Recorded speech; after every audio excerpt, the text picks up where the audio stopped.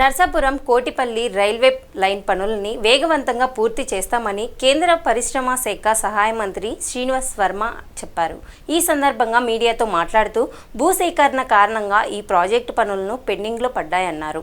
గత వైసీపీ ప్రభుత్వం 5 ఏళ్లలో ఈ ప్రాజెక్టుకు చెల్లించాల్సిన వాటా మొత్తంలో ₹1 కూడా చెల్లించలేదని, ఇప్పటి వరకు కేంద్రం ఈ ప్రాజెక్టుకు నిమిత్తం 1200 కోట్లు ఖర్చు చేసినట్లు, అదేవిధంగా నర్సాపురం నుంచి సికింద్రాబాద్కి పగటిపూట వందే భారత్ నర్సాపురం వారణాసిల మధ్య నేరుగా రైలు నడిపి ప్రతిపాదన పరిశీలనలో ఉందని అన్నారు.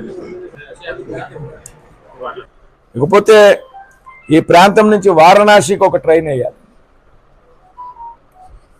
ఇప్పుడు నర్సాపూర్ నుంచి కాశీకి వెళ్ళేటువంటి అవకాశం లేదు. విచిత్రమైన విషయం ఏంటంటే అసలు ఆంధ్రప్రదేశ్ నుండి కాశీకి నేరుగా బయలుదేరి వెళ్ళేటువంటి ఒక ట్రైన్ ఉంది, అది వైజాగ్ టు వారణాసి. ఆంధ్రప్రదేశ్లో వైజాగ్ నుంచి స్టార్ట్ అయితే విజయనగరం మాత్రమే, శ్రీకాకుళం జిల్లాలకి మాత్రమే అది వారణాసి పోతుంది.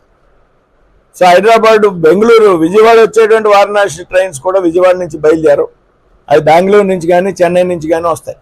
ఈ రెండు సాధ్యం కాని పట్టణంలో Narsapur to Varanasi direct train వేయాలనేటువంటి అధికారులు సూచించినప్పుడు వారు కూడా చాలా సానుకూలంగా, వారణాసి ప్రజలు చాలా ఇబ్బంది పడుతున్నారు, తప్పనిసరిగా Narsapur to Varanasi express train విషయం మనం పరిశీలిస్తాం. అంతేకాకుండా 2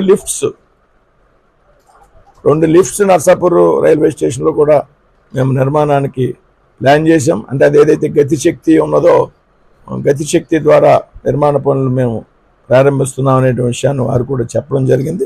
కాబట్టి నర్సాపురానికి సంబంధించి మనకి ఇది స్టేషన్ అభివృద్ధికి సంబంధించినటువంటి పనులు, అలాగే ట్రైన్లకు సంబంధించి సింహాద్రి ఎక్స్ప్రెస్ ట్రైన్ మన కంటిన్యూ అవుతుంది, టైం మారింది. అంటే ఇంకొక నర్సాపురం నుండి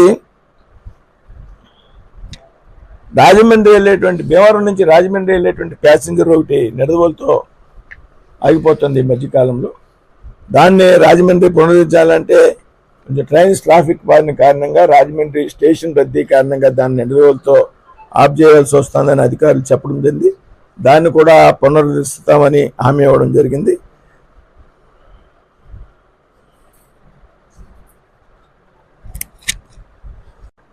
ఇవాళ ఈ నర్సాపూర్ పార్లమెంట్కి సంబంధించి రైల్వే పనుల మీద నిన్న రైల్వే డిఆర్ఎం ఆఫీస్లో, జోనల్ ఆఫీస్ నుంచి వచ్చినటువంటి అధికారులతో, డిఆర్ఎం గారితో అందరితో కూడా సమావేశం అవడం జరిగింది.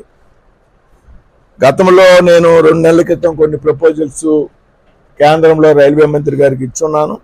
అదేవిధంగా వందే భారత్ ట్రైన్కి సంబంధించి ఏదైతే చెన్నై నుంచి వచ్చేటువంటి వందే భారత్ ఎక్స్ప్రెస్ ఉన్నదో దాన్ని నర్సాపురం వరకు పొడిగించాలనేటువంటి ఒక ప్రతిపాదన నేను గతంలోనే ఇవ్వడం జరిగింది. ముఖ్యంగా ఏదైతే నర్సాపురం నుండి ఒక మచిలీపట్నానికి ఒక ప్రత్యేక రైల్వే లైన్ నిర్మాణం చేయాలని ఒక ఫీజిబిలిటీ రిపోర్ట్ ఇవ్వమని కేంద్రం కోరడం జరిగింది. నర్సాపురం, మొగల్తూరు, బొంటిమల్లి మీదుగా మచిలీపట్నానికి ఒక లైన్ కోసం మన ప్రతిపాదనలు ఇచ్చినప్పుడు దాని యొక్క ఫీజిబిలిటీ రిపోర్ట్ అంటే అది ఎంతవరకు కనెక్టివిటీ ఉంటుంది, ఎంతవరకు దానికి ఆక్యుపేషన్ ఉంటుంది అనేటువంటి విషయాల మీద, అదేంటంటే ల్యాండ్కి సంబంధించిన విషయాల మీద ఫీజిబిలిటీ రిపోర్టు కేంద్ర రైల్వే మంత్రిత్వ శాఖ స్థానిక అధికారులను అడగడం, వారు దానికి నిన్న జరిగిన సమావేశంలో సానుకూలంగా స్పందించి త్వరలోనే ఫీజిబిలిటీ రిపోర్ట్ 15 రోజుల్లోపు తయారు చేసి ఢిల్లీకి పంపడానికి సిద్ధమవుతూ ఉన్నారు. ఆలోచన చేస్తామనేటువంటి విషయాన్ని వారు గతంలోనే చెప్పడం జరిగింది. అంతేకాకుండా నర్సాపూర్ నుంచి సికింద్రాబాద్ ఒక ప్రత్యేకంగా ఒక వందే భారత్ రైలును కూడా నేను అడగడం జరిగింది. ఏదైతే హెవీ ట్రాఫిక్ ఉన్నటువంటి లైన్ ఇది, ఇప్పుడు ఉన్నటువంటి రెగ్యులర్ ట్రైన్ కాకుండా లింగంపల్లి, నర్సాపూర్ లింగంపల్లి కాకుండా, స్పెషల్ ట్రైన్ నాగర్సోయిలు కాకుండా, కొన్ని స్పెషల్ ట్రైన్ కాకుండా కూడా ఈ ప్రాంతం నుంచి 100 నుంచి 150 బస్సులు రోజు హైదరాబాద్ పోతున్నాయనేటువంటి రిపోర్ట్ నేను వారికి సమర్పించి ఒక నర్సాపూర్ టు సికింద్రాబాద్ ఒక వందే భారత్ రైలుని నేను వేయాలి అనేటువంటి వారి ఆలోచన వారి ముందు పెట్టినప్పుడు సానుకూలంగా స్పందించారు. కొత్త railway Vande Bharat trains production ఉన్నది. వచ్చినప్పుడు తప్పనిసరిగా ఇది నేను ఇక్కడ వీరితో మాట్లాడడం కాకుండా కేంద్రంలో నేను ఎంఓఎస్ రైల్వే మినిస్టర్ కర్ణాటక చెందిన అయినటువంటి సోమన్న, అదేవిధంగా నేను అశ్విని వైష్ణవ్ గారిని కూడా కలవడం జరిగింది. త్వరలోనే రైల్వేకి సంబంధించి మన జిల్లాకి సంబంధించి కొన్ని మంచి అనుకూలమైనటువంటి నిర్ణయాలు వస్తాయనేటువంటి విషయాన్ని సందర్భంగా చెప్తున్నా. 75% రేషియో ప్రాజెక్ట్ ఇది. State government 25%, central government 25%. కాకపోతే ఈపాటికే సెంట్రల్ గవర్నమెంట్ దీని మీద 1200 కోట్లు ఖర్చు పెట్టింది.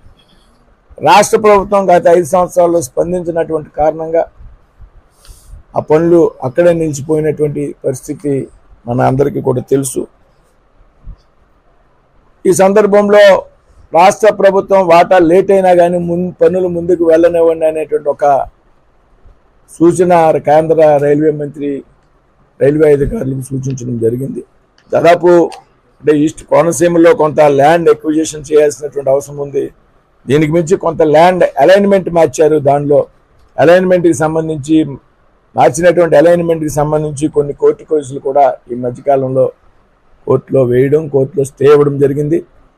ప్రత్యేకమైనటువంటి దృష్టి పెట్టి ఆ స్టే ఎత్తివేయించడానికి కూడా సీనియర్ అడ్వకేట్స్తో కూడా మాట్లాడి రైల్వేకి సంబంధించి అడ్వకేట్స్తో నిన్న సమావేశానికి వచ్చినప్పుడు మాట్లాడడం జరిగింది.